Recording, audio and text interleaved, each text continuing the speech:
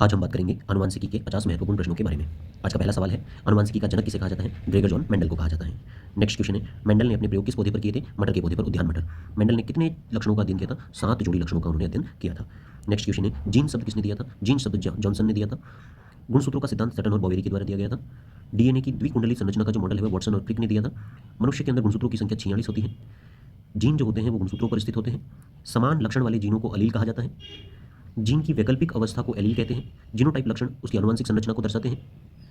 Phenotype जो लक्षण है वो उसके बाह्य लक्षणों को दर्शाते हैं। मेंडल का प्रथम नियम जो है वो प्रभाविता का नियम है। प्रभाविता का नियम या प्रभुत्व का नियम। मेंडल का दूसरा नियम जो है वो पृथक्करण का नियम है। और मेंडल का जो तीसरा नियम है वो स्वतंत्र अपव्यूहन का नियम है, स्वतंत्र वर्गीकरण का नियम है। मोनोहाइब्रिड क्रॉस का जो फिनोटाइप अनुपात है वो 3:1 होता है लक्षण प्रारूप, और मोनोहाइब्रिड क्रॉस का जीनोटाइप जो अनुपात है वो 1:2:1 होता है। डाई हाइब्रिड क्रॉस का जो फिनोटाइप अनुपात है वो 9:3:3:1 होता है। रक्त समूह की जो खोज है वो कॉर्ल लैंडस्टीनर ने की थी। एबीओ रक्त समूह के 3 अलील होते हैं। ओ रक्त समूह का जो जीनोटाइप होता है वो आई होता है। इस एबीओ के 3 अलील होते हैं, आई ए, आई बी और स्मॉल आई। तो ओ ब्लड ग्रुप जो होता है, जब स्मॉल आई और स्मॉल आई दोनों जीन आती है तब ओ ब्लड ग्रुप आता है। एबीयू जो रक्त समूह है वो सह प्रभाविता का उदाहरण है, सह प्रभाविता का उदाहरण है। रंग अंधता या वर्णांधता जो रोग होता है वो लिंग संलग्न, वो भी एक्स संलग्न विकार होता है। हीमोफीलिया भी एक एक्स संलग्न विकार होता है। मनुष्य के अंदर लिंग गुणसूत्र जो है वो वाई गुणसूत्र होता है। एक्स वाई जो है वो लिंग का निर्धारण करते हैं।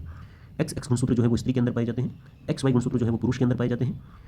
उत्परिवर्तन का सिद्धांत जो है वो ह्यूगो डिवरीज ने किया था। जीनों के अंदर होने वाले अचानक होने वाले परिवर्तनों को उत्परिवर्तन कहा जाता है। डीएनए का पूरा नाम डीऑक्सीराइबोन्यूक्लिक अम्ल होता है। आरएनए का पूरा नाम राइबोन्यूक्लिक अम्ल होता है। और डीएनए की इकाई न्यूक्लियोटाइड कहलाती है।